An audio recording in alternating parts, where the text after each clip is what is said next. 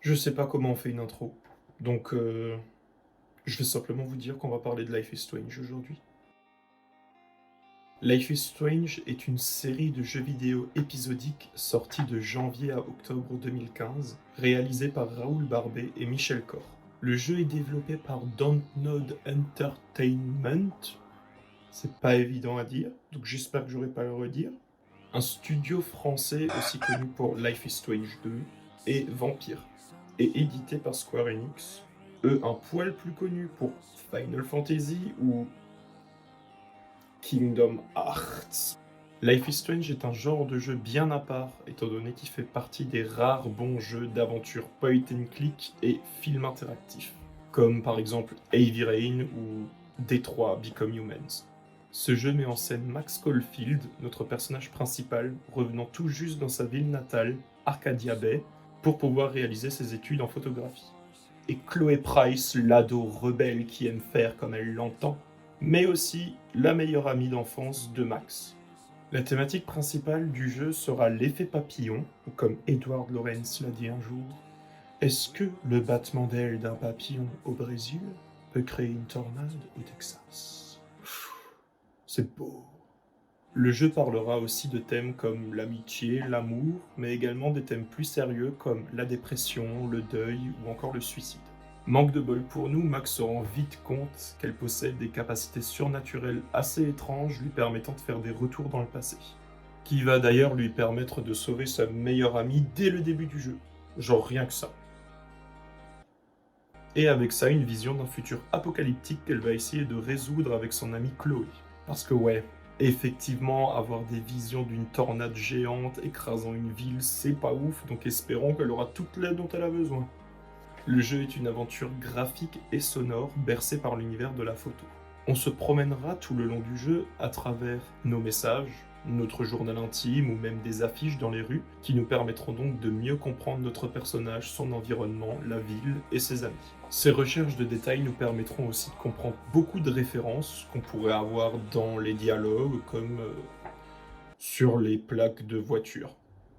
Ouais. Hello Twin Peaks, X-Files ou encore Breaking Bad, qui lui est sur une caravane d'ailleurs plutôt fun. Ha ha. Mais comme je vous l'ai dit au départ, le jeu traite de la théorie du chaos ou effet papillon, et je voulais donc vous montrer une scène qui pour moi résume parfaitement le rythme et la narration du jeu. Attention spoiler quand même parce que c'est l'une des dernières du jeu, si ce n'est la dernière, la plus importante. Voilà, vous êtes prévenus, faites ce que vous voulez. On y retrouve Max et Chloé face à l'immense tornade qu'elles n'ont finalement pas pu empêcher. Du fait que Max a trop usé de ses capacités pour sauver Chloé et d'autres de la mort tout le long du jeu. Elle se retrouve maintenant face à un choix cornélien. La toute dernière décision que nous, joueurs, allons devoir prendre. Ce choix, contrairement aux autres, sera irréversible et définitif. Nous aurons d'un côté le choix de se mettre à l'abri avec Chloé pour se sauver, mais détruire toute la ville et laisser périr ses habitants, ou retourner 4 jours auparavant, lorsque Max a sauvé Chloé de la mort pour la première fois, mais cette fois-ci, la laisser mourir pour empêcher l'effet papillon. Perso, la première fois que j'ai dû faire ce choix, j'étais complètement perdu. Je n'ai même pas su quoi répondre et je crois que je me suis arrêté là pour 2 jours, le temps de réfléchir. Ouais, ouais. Parce qu'on a d'un côté un choix bon pour la conscience mais mauvais pour soi, ou l'inverse. Qu'est-ce qu'on choisirait? Moi, j'en sais rien. En plus, la tension mise en scène avec la tornade juste à côté de nous, se dire qu'on va peut-être faire mourir notre personnage si on fait pas vite un choix, c'était un peu trop pour moi. Face à cette décision, le joueur aura accès à 2 fins différentes. L'une sera l'enterrement de Chloé,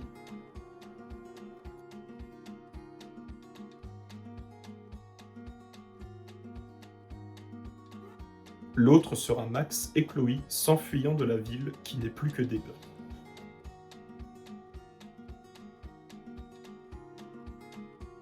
Lors de sa sortie, en octobre 2015, après les 5 épisodes, le jeu a reçu de très bonnes critiques, notamment grâce à sa narration, aux petits oignons, une bande-son irréprochable, des personnages très réussis et très attachants, un doublage sublime, et un background riche et bien retranscrit. Jeuxvideo.com lui a mis une note de 18 sur 20 et Gamecult 8 sur 10. Ce qui laisse par contre un petit peu à désirer dans le jeu, c'est le manque d'importance des choix, sauf le dernier, hein, là on est bien d'accord. Un final qui certes était très beau, mais prévisible, et une difficulté quasi inexistante. Bref, pour conclure, je dirais personnellement que ce jeu a réalisé un pari très risqué, qui était d'aborder des thèmes très durs sans pour autant perdre le joueur. Défi qui a été réalisé finalement haut la main et sans fioriture. Les personnages sont attachants et réalistes car ce sont des personnes du quotidien. J'ai beaucoup aimé ce jeu, je l'ai fait plusieurs fois et je vous le conseille grandement.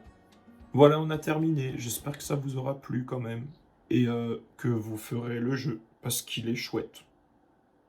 Mais sur ce, je vous laisse avec ma bande-annonce. La bise!